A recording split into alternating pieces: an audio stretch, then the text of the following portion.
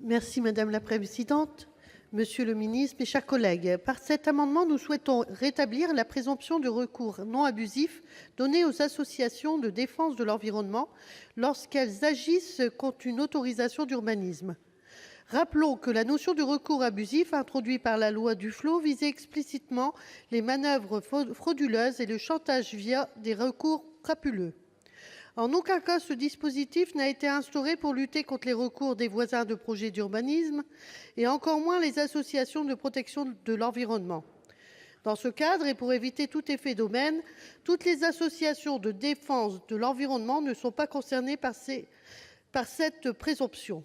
Seules celles qui exercent leur activité depuis 3 ans, régulièrement déclarées et agrémentées par l'autorité administrative, sont concernées. Ces précautions prises, il est de bon sens de considérer que les associations de protection de l'environnement ne sont pas là pour faire chanter les promoteurs immobiliers avec des recours abusifs. Laissons la justice décider du bien-fondé des recours intentés.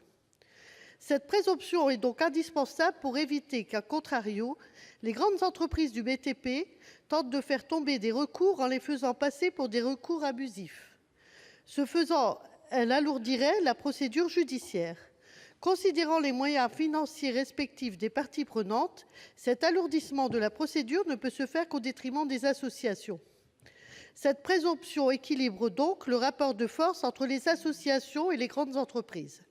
Elle permet de ne pas dissuader des associations d'intenter une action en justice pour des raisons de surcoût.